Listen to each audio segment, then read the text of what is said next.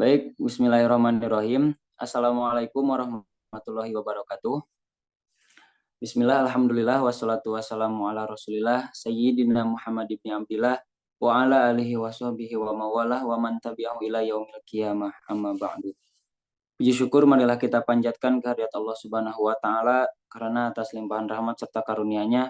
Alhamdulillah pada siang hari ini kita semua bisa bertatap maya dengan keadaan sehat walafiat, insya Allah, mudah-mudahan Allah sehatkan.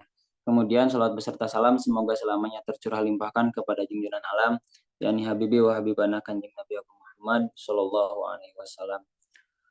Baik, sebelumnya terima kasih kepada rekan-rekan sekalian yang sudah meluangkan waktunya untuk bisa menghadiri kegiatan pembelajaran pada siang hari ini, yaitu di mana kita akan melaksanakan presentasi mandiri gitu ya untuk mata kuliah strategi dan metode pembelajaran. Nah, sebelumnya perkenalkan nama saya Fauzan dan di sini saya tidak sendiri, ada rekan saya yang pertama yaitu Manda Ramadanti dengan NPM 2121003. Kemudian ada Zahrani Trinopiantari dengan NPM 212103025, Dede Urpa dengan NPM 212103024, Dewi Sapitri dengan NPM 212103032. Nah, pada kesempatan kali ini kita akan membahas terkait analisis metode dan media pembelajaran di Yayasan Ibnu Sina Mulia Boarding School Tasikmalaya. Nah, langsung saja gitu ya untuk pembahasannya. Untuk yang pertama akan disampaikan oleh rekan saya.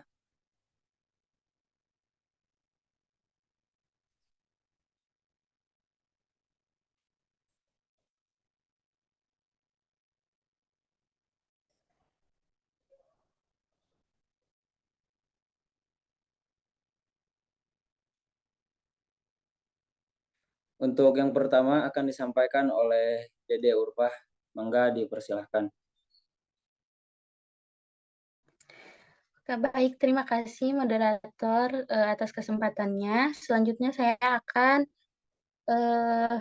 mungkin memberikan informasi mengenai profil Ibnu Sina Mulia Boarding School ini. Nah, berdasarkan data yang kami temukan, Yayasan Ibnu Sina ini merupakan yayasan yang berdiri pada tahun 1986.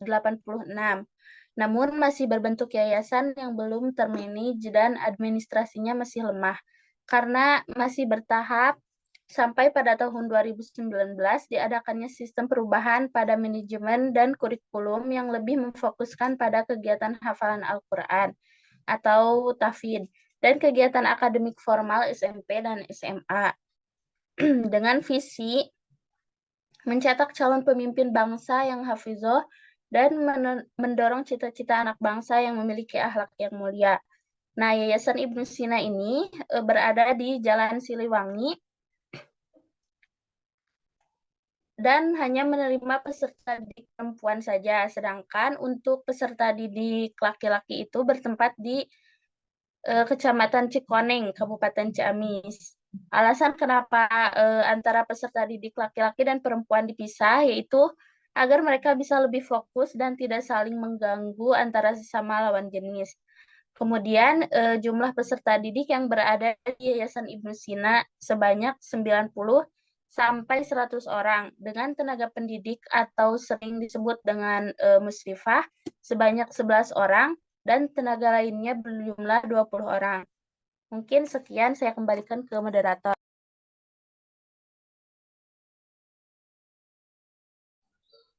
Baik, terima kasih kepada Deurpa yang sudah menyampaikan materi yang pertama. Untuk selanjutnya terkait strategi dan metode pembelajaran di Yayasan Ibnu Sina Boarding School.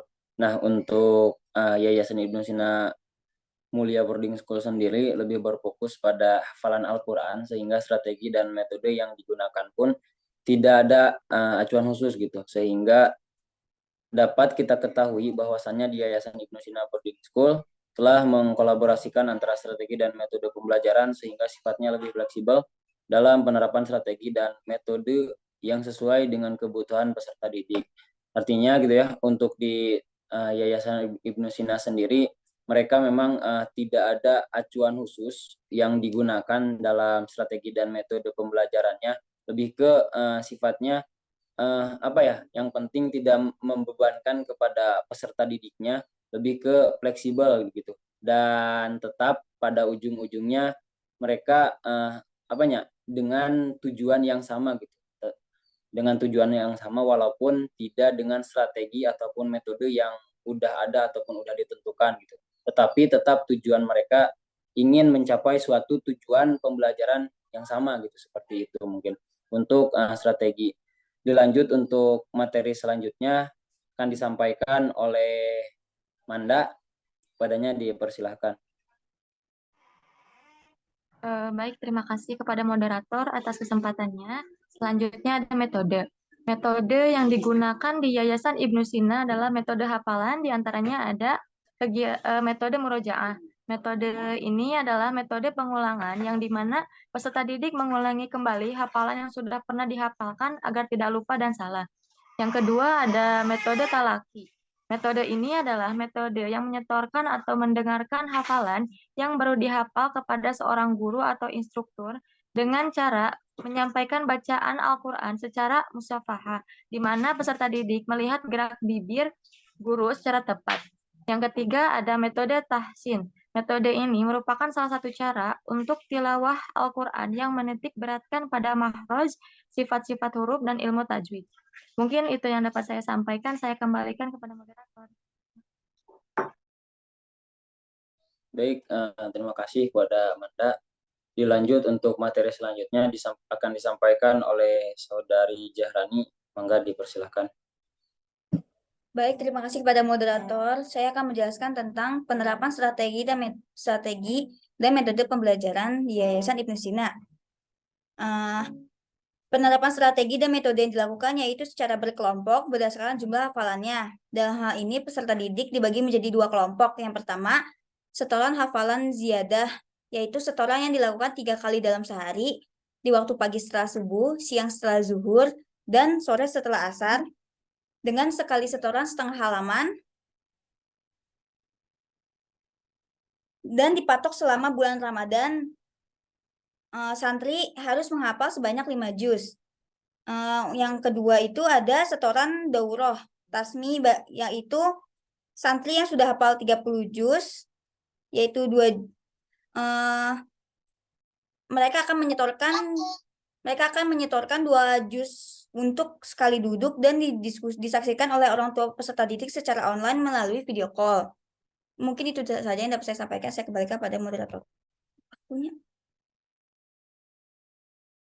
Oke, terima kasih kepada Zahrani. Untuk selanjutnya akan disampaikan oleh Dewi Sapitri. Mangga dipersilahkan. Baik, terima kasih. Selanjutnya, materi selanjutnya mengenai kekurangan dan kelebihan dari strategi dan metode yang digunakan. Nah, untuk kelebihannya itu sendiri, jadi peserta didik dapat lebih leluasa dan termotivasi untuk terus menghafal, karena walaupun sudah ada targetan yang ditentukan oleh pendidik, tetapi itu tidak terlalu memberatkan kepada peserta didik itu sendiri. Kemudian untuk kekurangannya, yaitu tidak meratanya hafalan peserta didik karena menyesuaikan kembali dengan kemampuan dari masing-masing peserta didiknya. Kemudian slide selanjutnya.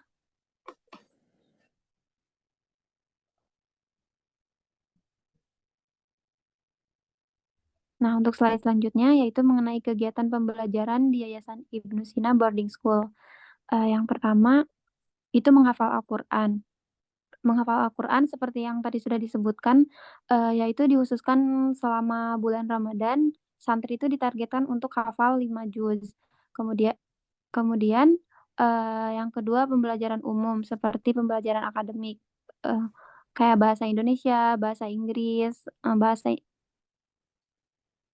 dan lain-lainnya. Kemudian ada ekstrakurikuler yang ada di Ibnu Sina seperti jurnalistik, pramuka, PMR, dan lain-lain.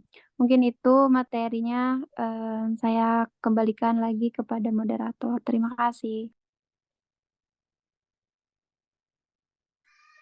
Oke, mungkin itu materi terakhir yang barusan disampaikan. Untuk penyampaian materi mungkin itu saja. Untuk selanjutnya kita lanjut ke sesi diskusi gitu ya. Mangga untuk rekan-rekan yang ingin bertanya ataupun ingin mendiskusikan hal-hal yang memang belum dipahami gitu, mangga bisa langsung raise hand terlebih dahulu. Oke, di sini udah ada satu orang yang raise hand. Mangga kepada saudari Najla Nabila Nur Hikmah untuk menyampaikan pertanyaannya. Baik, terima kasih kepada moderator atas kesempatannya. Sebelumnya, perkenalkan nama saya Nazla Nabila Nur Hikmah dengan NPM 2121030004 dari kelompok 2. Izin bertanya. Tadi kelompok memaparkan dari hasil observasi bahwa Yayasan Ibnu Sina ini mulai berdiri sejak tahun 1986. Namun masih belum termanage dan administrasinya pun masih lemah karena masih bertahap sampai pada tahun 2019. Nah, untuk pertanyaannya, melihat dari awal berdiri sejak tahun 1986 sampai 2019, yaitu berarti selama 33 tahun merupakan waktu yang cukup lama gitu. Nah, bisa dijelaskan oleh kelompok faktor apa saja yang menyebabkan hal tersebut serta pendapat kalian mengenai permasalahan tersebut. Terima kasih.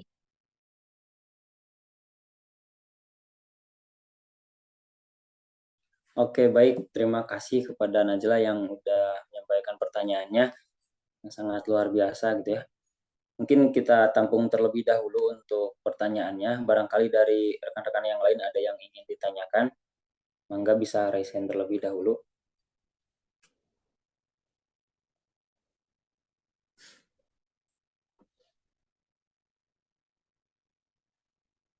Oke, mungkin tidak ada lagi gitu ya.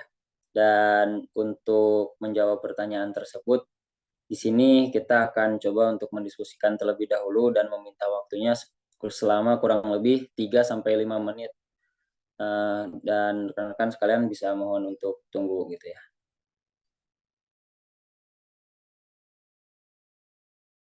Sina Mulia Boarding School menerima santriwan dan santriwati setara jenjang SMP dan SMA berbasis sekolah Islam terpadu. Terletak di lokasi yang strategis, dekat dengan pusat perkotaan, namun tetap dalam lingkungan asri dan bersih.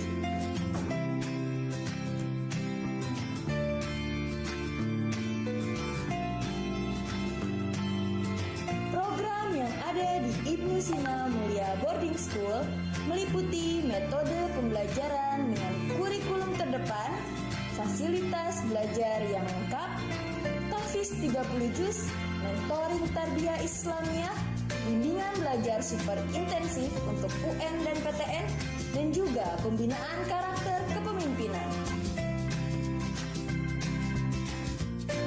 Ibnu Sina Mulia Boarding School memiliki 2 fasilitas gedung yang berada di kota Tasikmalaya untuk Ahwat dan juga Kabupaten Ciamis untuk Ikhwan.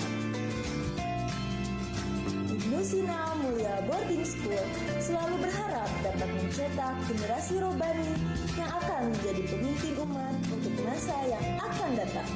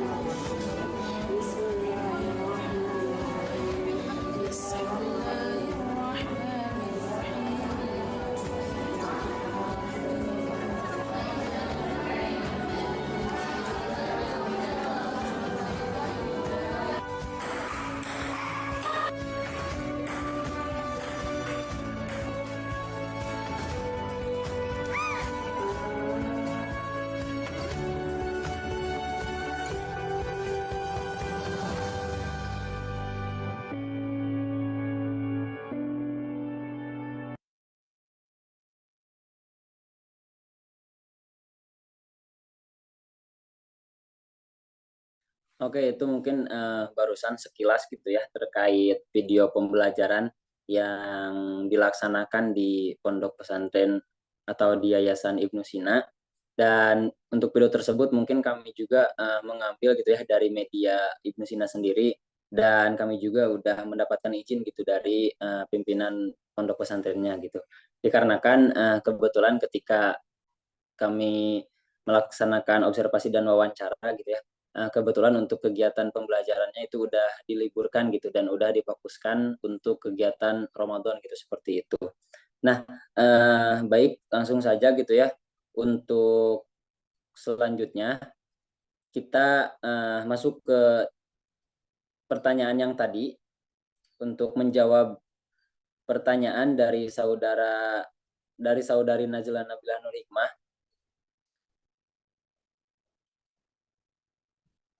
terkait tadi teh yang masih belum termanage gitu ya, administrasi sama yang lainnya selama kurang lebih 33 tahun ini gitu ya. Dan pendapat kita mengenai permasalahan tersebut itu seperti apa gitu. Nah, mungkin untuk menjawab pertanyaan ini akan dijawab langsung oleh rekan saya, maka dipersilahkan.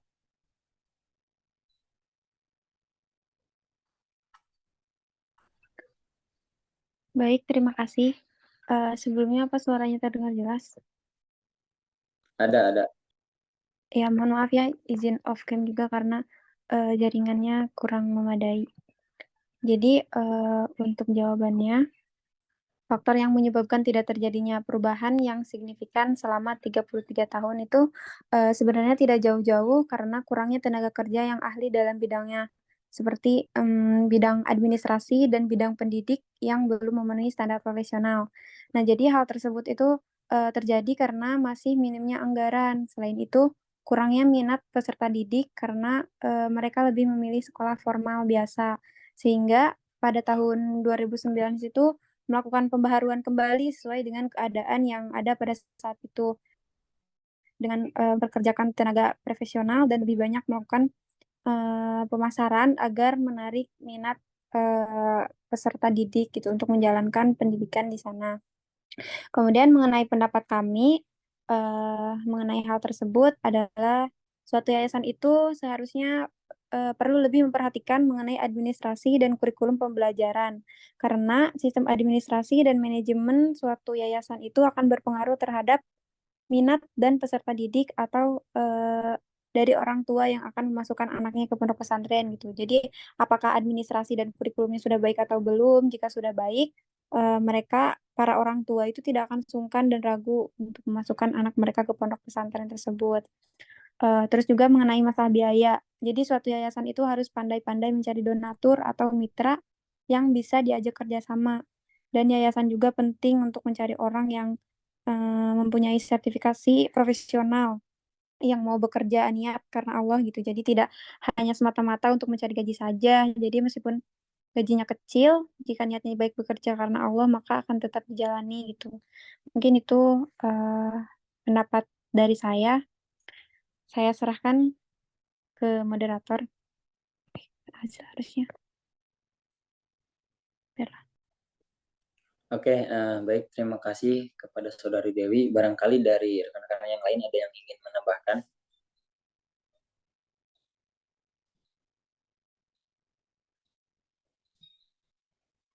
Oke, cukup mungkin ya. Dan sedikit menambahkan juga mungkinnya dari saya pribadi untuk pertanyaan yang tadi terkait kenapa sih gitu ya di Ibnu Sina ini kurang lebih udah 33 tahun gitu berdiri ataupun ada gitu, tetapi untuk sistem administrasi ataupun yang lainnya itu dirasa masih lemah gitu ataupun belum termanage gitu. Nah, jika kita lihat gitu ya untuk di Yayasan Ibnu Sina sendiri, salah satu faktor mungkin yang dapat menyebabkannya itu dikarenakan di Yayasan Ibnu Sina yang yang jadi sasaran kami untuk melakukan observasi itu gitu ya. Nah, itu merupakan salah satu cabang gitu. Jadi bukan Ibnu Sina Pusat gitu. Jadi bukan Ibnu Sina Pusat, masih cabang gitu. Jadi ada lagi Ibnu Sina Pusat yang memang hal ini menjadi salah satu harus menjadi perhatian khusus gitu ya untuk dari pusat sendiri, supaya di Ibnu Sina ini tuh lebih lebih termanage. Nah, itu mungkin yang menjadi salah satu faktor dikarenakan Ibnu Sina sendiri punya beberapa cabang gitu. Ada yang di Tasik, ada yang di Ciamis gitu ya. Nah, itu menjadi salah satu tantangan juga gitu bagi pimpinan pusat ataupun Ibnu Sina pusat dalam memperhatikan hal ini gitu. Kemudian itu saja sih untuk tambahannya. Barangkali gimana dari Najla, ada tanggapan atau dirasa cukup? Baik, terima kasih kepada kelompok 3 atas jawabannya. Untuk saat ini dicukupkan. Terima kasih. Oke, baik. Terima kasih kembali kepada Najla yang sudah bertanya. Oke, teman-teman, dikarenakan mungkin tidak ada lagi yang ingin bertanya, untuk presentasi kali ini kita cukupkan sekian. Mohon maaf atas segala kekurangan. Saya mewakili dari kelompok 3 mengucapkan terima kasih kepada rekan-rekan yang sudah menyempatkan waktunya untuk bisa mengikuti presentasi pada sore hari ini, pada siang hari ini. Ditutup dengan bacaan hamdalah bersama-sama. Alhamdulillahirabbil alamin dan kafaratul majelis. Subhanakallahumma wa bihamdika asyhadu an la ilaha illa anta astaghfiruka wa atubu ilaik. Sekian akhirul kalam. Wassalamualaikum warahmatullahi wabarakatuh.